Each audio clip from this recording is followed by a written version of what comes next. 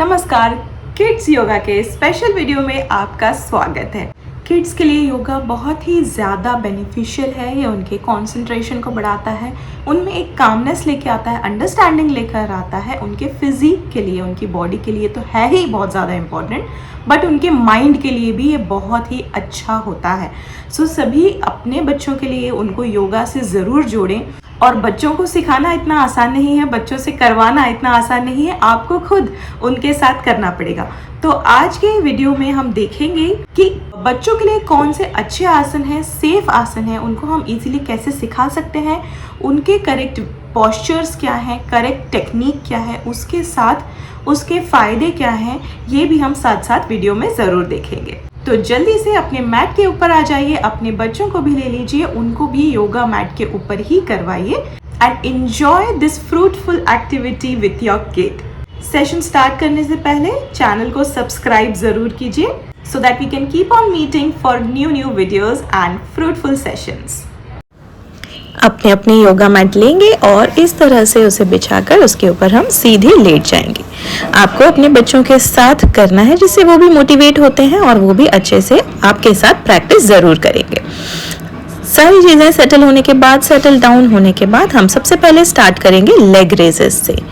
एक एक पैर को हमको उठाना है और इस तरह से नी को प्रेस करने की कोशिश करनी है। Again opposite leg, same both the leg से हमें रिपीट करना है 1 by 1। आप इसे multiple times 10 to 12 times repeat कर सकते हो। नेक्स्ट आप दोनों पैर को ऊपर उठाना है हमें, एकदम स्ट्रेट लेग्स, नीज को भी स्ट्रेट करने की हमें कोशिश करनी है। बच्चों की फ्लेक्सिबिलिटी बहुत ज़्यादा होती है तो वो मस्ती बीच बीच में करते ही रहते हैं, बट हमें उन्हें वापस ट्रैक पर लेकर आना है। पैरों को स्ट्रेट करना है, इससे उनका ब्लड फ्लो जो हमारा दिन भर नीचे की तरफ रहता है वो कुछ देर के लिए ऊपर की तरफ जाएगा and it will help us in creating a pure blood flow towards our legs. Okay, वो impure blood को ऊपर लेकर जाएगा। Now, इसको भी हम 8 to 10 टाइम्स रिपीट कर सकते हैं। उसके बाद हम जाएंगे नेक्स्ट आसन की तरफ, विच इज आर सेतु बंद आसन। अपने हील्स को पकड़ने की कोशिश करना है एंड मिडिल पोर्शन को ऊपर की तरफ पुश करना है। This is very good again for your back and your upper muscles. इसको भी आप रिपीट कर सकते हो 4 to 5 times. Next pose is पवन मुक्त आसन। सबसे पहले राइट पैर को हमें पेट के ऊपर प्रेस करना है, उसके बाद लेफ्ट लेग को प्रेस करना है। जो भी ब्लॉटिंग का, डाइजेशन का इशू अगर है बच्चों के अंदर तो ये आसन उसके लिए बहुत ज़्यादा बेनिफिशियल है, बहुत ज़्यादा हेल्प करेगा बच्चों को। ये डाइजेस्टिव ऑर्गन को स्टिमुलेट करता है, गैस को भी रिलीज करता है। लास्ट में दोनों पैरों से हम एक साथ करेंगे, प्रॉपरली इसे हम प्रेस करेंगे। हर आसन में आपको एटलीस्ट 5 to 10 सेकेंड्स होल्ड करना है और रिपीट भी आप इसे कर सकते हो।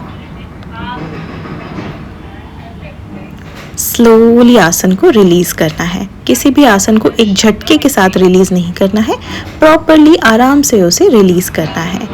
Now next we will come to our stomach. अपने स्टमक पे आएंगे और बैक बेंडिंग आसन के ऊपर आएंगे, विच इज द भुजंग आसन। पैरों के बीच में शोल्डर लेवल डिस्टेंस रखना है हमें एंड अपर बॉडी को ऊपर उठाना है। This is also very good for your spine and your lower back. Next we'll come to downward dog position and we'll try to lift our one leg up at a time. Downward dog में अपने heels को नीचे touch करने की कोशिश करना है और knees को straight रखने की कोशिश करना है। आसन आपको समझने हैं और फिर बच्चों को समझाने हैं। Kids will slowly reach to their proper position. No need to rush them. Just only try to increase their curiosity so that they attempt it. After this, we will move to our cat and cow pose. Cat and cow pose is very good for your spine, overall, all your abdomen. But the angles are important. Your hips and knees should be in one line. Your shoulders and palms should be in one line. There should be proper shoulder level distance between your feet, your palms and your knees. Now make sure to stretch your spine as much as possible and flex it down. Repeat it multiple times with full flexibility, at least 8 to 10 times. We are repeating each asana 8 to 10 times. Once you are done, we all will relax in Shashankasana. Land your hips on your heels. Forehead को ज़मीन पर रखना है, पूरी तरह से relax करना है. The knees are spread apart. घुटने हमने दूर दूर रखे हुए हैं. थोड़ी देर शशांकासन में रिलैक्स करने के बाद slowly now we will get up and come to a comfortable sitting position for our next pose. Next pose is our twisting pose. For this we can sit facing each other. You can sit facing your child, fold a knee and turn from your right side.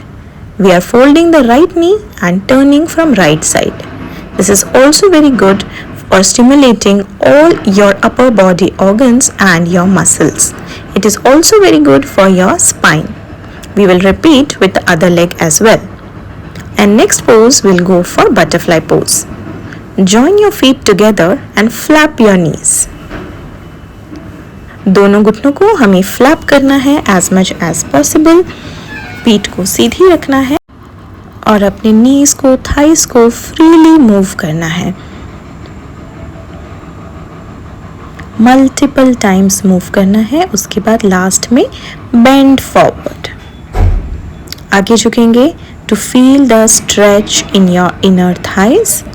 आपके inner thighs में, आपके hip muscles में, आपके back में आपको stretching feel होगा, जिसे हमें फील करना है और प्रॉपरली नीचे बेंड करना है. फोरहेड को आप ज़मीन से टच करने की या अपने फीट से टच करने की कोशिश कर सकते हो. आराम से बच्चों के साथ आप मस्ती करते हुए, उन्हें एक्सप्लेन करते हुए इसको प्रैक्टिस करिए. बहुत ज़्यादा प्रेशर हमें नहीं डालना है. We have to enjoy this overall practice. Proper stretching के बाद we will go for back stretch. This is our reverse tabletop position. For this again shoulder level distance between your legs and your hands. And then middle body को ऊपर उठाने की हमें कोशिश करनी है. This will slowly increase strength in the arms of your baby and the legs of your baby. Once you are done with your back bending, we will now go for Malasana. Increase distance between your legs. Stretch them as much as possible. Push your knees apart and hands in Namaskar Mudra. At least sit in Malasana for 1 minute. Try to ease out your breath. सांस आराम से लेंगे. 1 minute complete होने के बाद यहीं से हम उठकर खड़े हो जाएंगे. जब आप उठ के खड़े होंगे तो हम स्टैंडिंग पोजीशन में जाएंगे. एंड हमारा स्टैंडिंग पोजीशन है balancing pose, which is the tree pose. Now it is difficult for kids to find the balance. In the starting you can help them by holding the hand like this. Once you both find your balance, you can go for the activity of leaving one hand at a time. जितनी बार भी आपका पैर नीचे जा रहा है, उतनी बार आपको उसे वापस ऊपर लेकर जाना है. दोनों पैरों से हमें एक्टिविटी को रिपीट करना है. The activity has to be repeated with both the legs one by one. Okay? Now again you have to try to find your balance and इसके बाद एक एक हाथ को ऊपर नीचे करने की कोशिश करनी है so that the kids also find their balance. Same action needs to be repeated with other leg and slowly आपको उन्हें help करने की ज़रूरत भी नहीं पड़ेगी, वो अपने आप ही इसे कर पाएंगे. Now the last pose for today is chair pose. Chair pose के लिए again shoulder level distance between your feet and slowly you have to bend down. Now make sure the knees are not crossing your toes. Hips are out and back is straight. ये सारे pointers आपको note करने हैं.